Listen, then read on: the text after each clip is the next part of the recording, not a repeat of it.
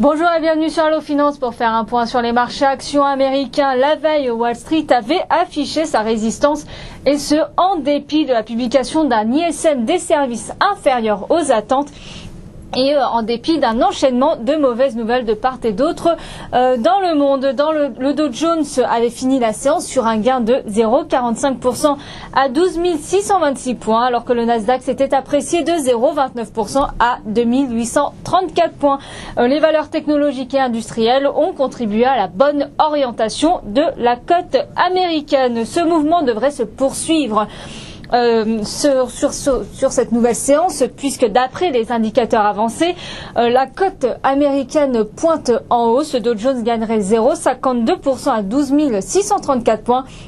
Le S&P progresserait de 0,79% à 1339 points, tandis que le Nasdaq s'adjugerait 0,58% à l'ouverture. Le dernier rapport ADP sur l'emploi privé américain a révélé que la première économie mondiale a créé plus de postes que prévu, à 157 000 unités compte sur le mois de juin, alors que les économistes tablaient sur 2 fois moins, à 70 000 nouvelles créations de postes. À noter que Paris a accéléré ses gains après la publication de ce rapport ADP.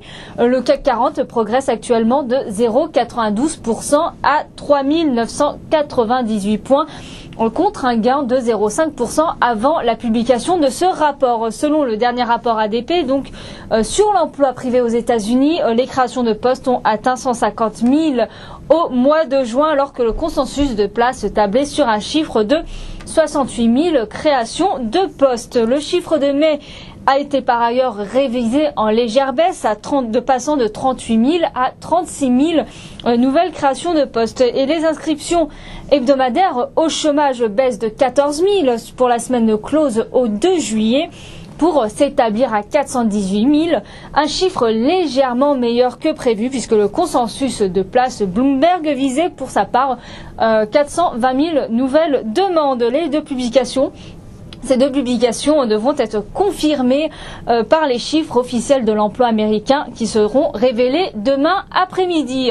Du côté de l'actualité des sociétés, Target progresse de 4,78% avant les premiers échanges à Wall Street. Le détaillant Discount de Minneapolis a publié des ventes de 6,26 milliards de dollars en juin, soit une hausse de 5,7% en glissement annuel, dont 4,5% à magasins comparables. Et puis Boeing a annoncé avoir reçu 15 milliards de dollars de commandes de compagnies venant de compagnies indiennes. Le bras de fer judiciaire entre Apple et Amazon fait rage, alors que un juge a débouté Apple qui voulait juste empêcher Amazon.com d'utiliser le nom App Store.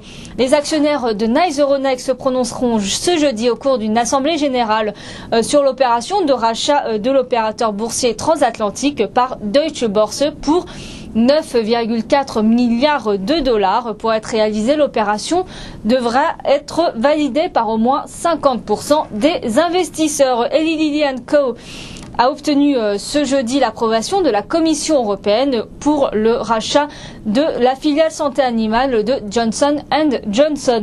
La chaîne de magasins d'entrepôt américaine Costco Wholesale a vu ses ventes progresser de 14% en juin à surface comparable, alors que ce qui est largement mieux que les attentes, puisque le consensus tablait sur 12% de ventes en plus. Visa, le géant des cartes de crédit, a indiqué que les nouvelles règles de la Fed sur les commissions prélevées pour le paiement par carte vont ralentir la croissance de ses revenus et de ses bénéfices 2012 par rapport à l'année en cours. La croissance des recettes en 2012 sera ainsi abaissée et comprise entre 6 et 14% contre une hausse de 11 à 15% anticipée pour l'année 2011. Voilà ce qu'on pouvait dire sur les marchés américains. À très bientôt sur Allo Finance.